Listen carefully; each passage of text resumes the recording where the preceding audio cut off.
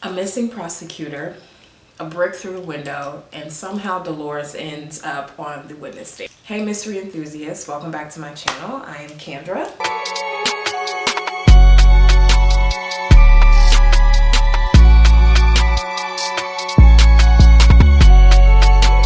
Today we're talking about the newest Hannah Swensen mysteries, Best Served Cold, and I'm excited to get into it. So before we get into all of the things, all of the spoiler, well, it's not going to be spoiler heavy, I hope.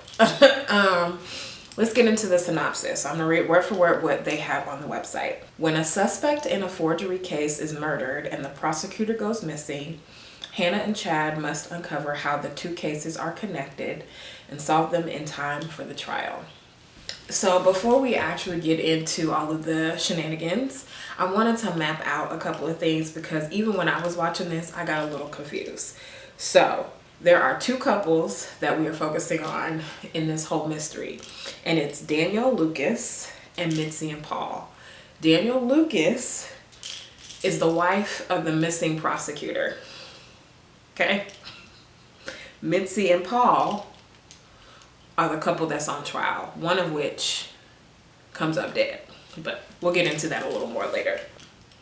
So when we think about the Hallmark formula, especially when it comes to mystery, there always has to be a cozy element, which is why we have mysteries about, we have murder mysteries that focus on a pastry chef. Of course, that element is still, it is true to the Hallmark formula.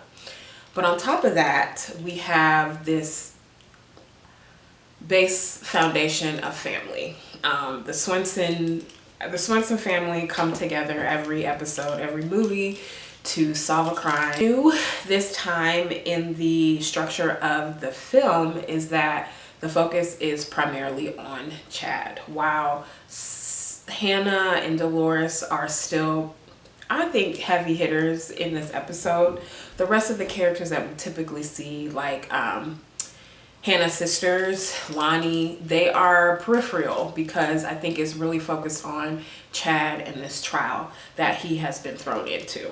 Also, the mystery also is a 3-in-1. So typically we either get a one mystery or a 2-in-1 mystery, but this time we're hitting 3 mysteries in one episode. And I absolutely love when we get multiple mysteries in an episode because it makes it harder to guess what happened. And that is my favorite part. I love to be able to say, I guess the mystery before the end of the show, and before the characters found out. But this one was a little hard because there were 3 mysteries. It was the murder, the missing prosecutor, and the forgery case. So the question is, with those 3 mysteries, did I like it? We'll get into that a little later. First, I want to focus on the themes. So in my brain, as I was following this episode, I came up with a couple of different themes that I saw throughout the show. And I think the baseline, the theme that kind of was the foundation for the rest of the themes that I came up with was what people are willing to do for money. When it comes to the 3 mysteries, the forgery case, the murder, and the missing prosecutor, that is the underlying current for all 3 of those mysteries. What people will do for money, whether that's gambling, whether that's lying and stealing, or fraud, or even murder. And so I think they do a really good job weaving that theme into all of the mysteries that we see in this episode. Another theme that I thought was also clear in this episode was proving yourself. And I think there were a couple of characters that had to do this throughout the episode. And I'm going to start with Dolores.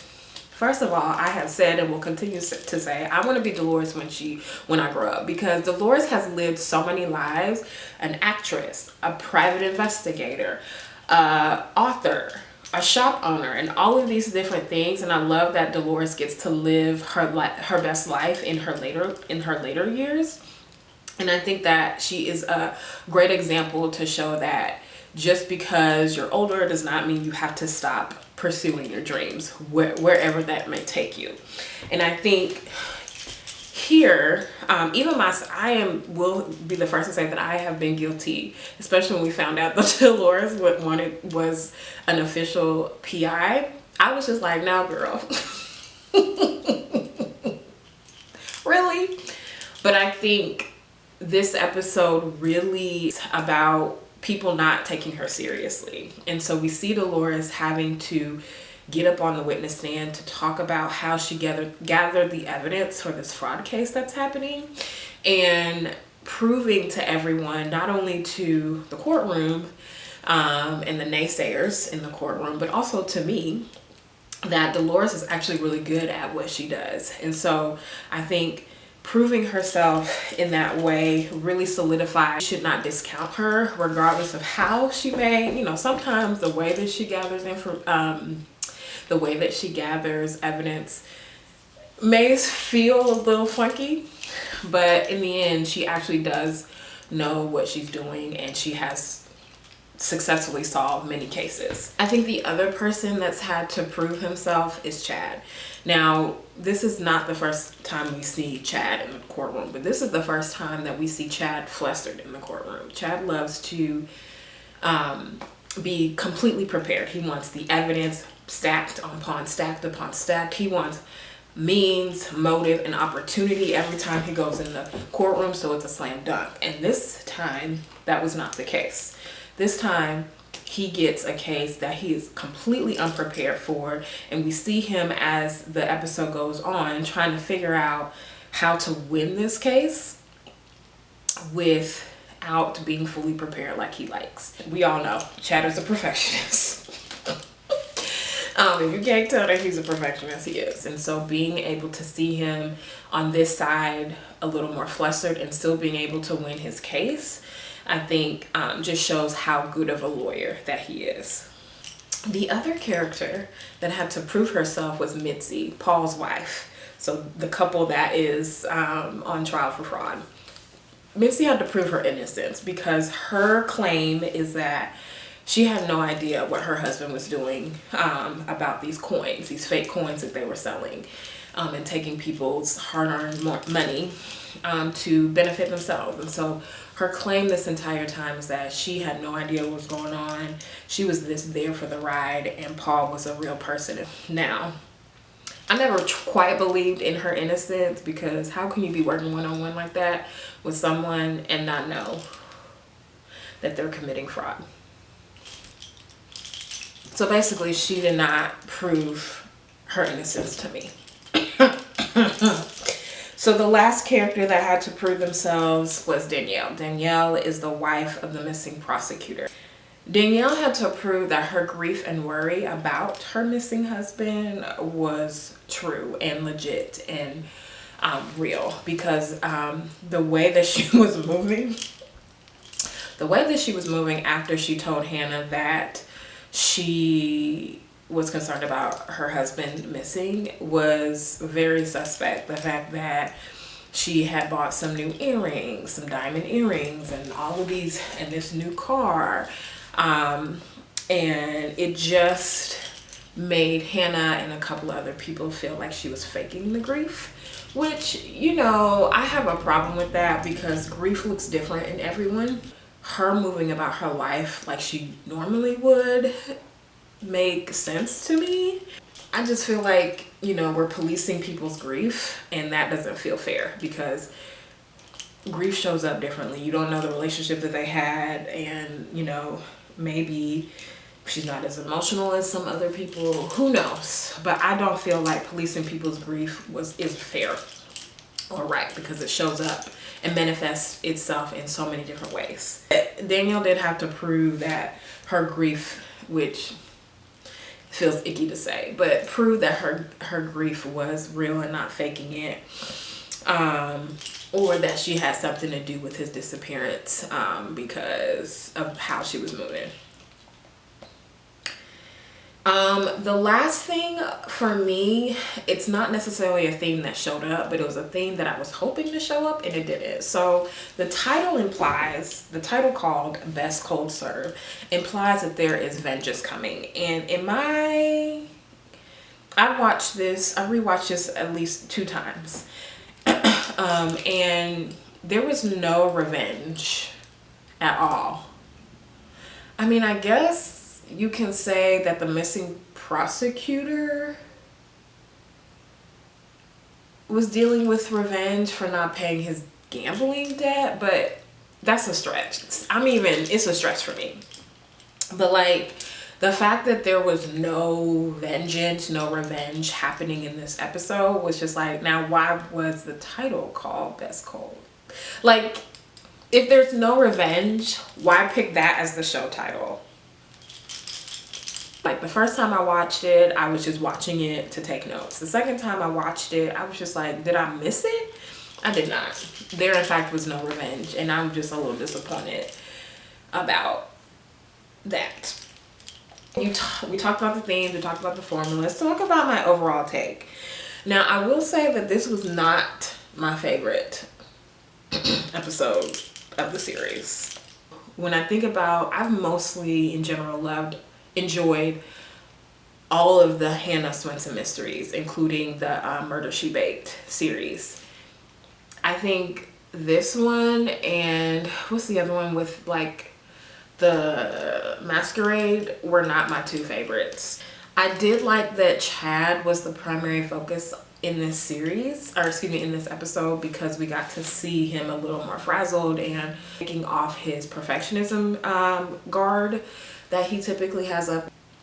And I did enjoy the fact that there were 3 mysteries in one. I love that there's so many different things and everything can be a red herring, which makes it difficult to solve the case. I love watching and reading mysteries because I like to see how quickly I can guess the mystery before the main character. Some of the movies in the Hannah Swensen series have been really easy to solve. Like, I solved it before the show has even hit halfway through, and this one took me all the way up to the end to guess what was going on. All 3 mysteries are connected, but the way that I guessed the mysteries was not how it actually happened, and I loved that, and I hope they continue to create more chaos when they're creating these shows, because I thoroughly enjoy watching and trying to figure out and guess the mystery. Now, even though I did enjoy that, I did not love how it wrapped up. It felt very rushed at the end because it was a slow beginning. Like, we slow walked the case. We slow walked figuring out who was the dead body.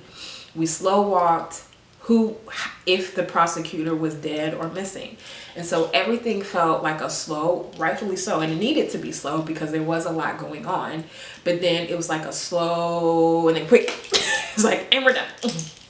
And I was just like, that second rewatch is when it finally clicked to me, like, what exactly happened, because even the fraud case that turned into murder, I didn't understand the murder, and I didn't understand how I had to rewatch that to make sure that I got it.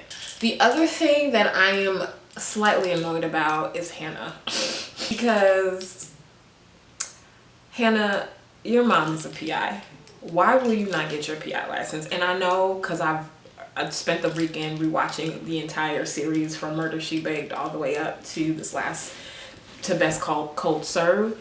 And she says in different episodes that, like, this is just something that she does. It's not something, she's just a baker and this is something that she does. And I get that. But girl, it's been 10 long years or longer. I don't know how long it's been since this episode has been in the air, but it has been at least 10. Girl, get your PI license. And you don't have to do it full time. Because you don't do it full time. Even now, you are a baker. That is what you do full time. You can be a PI on the side because everyone else comes to you anyways. Girl, just get your license. The fact that your mom has one, you have no excuse. Just get your license. Because imagine a Swensen and Swensen agency. That would be so cool. I just want you to get your license, girl. And we don't have to see you doing it on screen. It could be like a throwaway statement that, oh yeah, I have my license. Other thing that, the final thing that I want to say about like my whole take on this episode was I really enjoy Chad and Hannah's relationship, and I think I'm seeing what I was missing with Hannah and Mike's relationship, and I think that Hannah and Mike would never have worked out. I think the loss of his wife has put guards up on him, which is why he never trusted Hannah. Like he was always in protection mode with Hannah, which is why the engagement blew up the way that it did. And with Chad and Hannah, we don't see that. It's very clear that Chad likes Hannah for Hannah. There is no trying to change her or protect her from herself the way that Mike did. And I'm really glad that we see that with Hannah, because she did not get that with Mike. And it just never clicked for me why they wanted Fetch to happen so bad.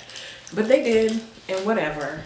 That series is over. And here we are with Chad and Hannah. And the way that he is just so enamored with her and just interested by her in a way that Mike never was. I'm just like, Hannah, you deserve a Chad. Let Mike go. You deserve Chad. And I also loved that sweet moment at the end of the episode, because since Chad came in the picture, I think it was One Bad Apple is the first time we are introduced to Chad.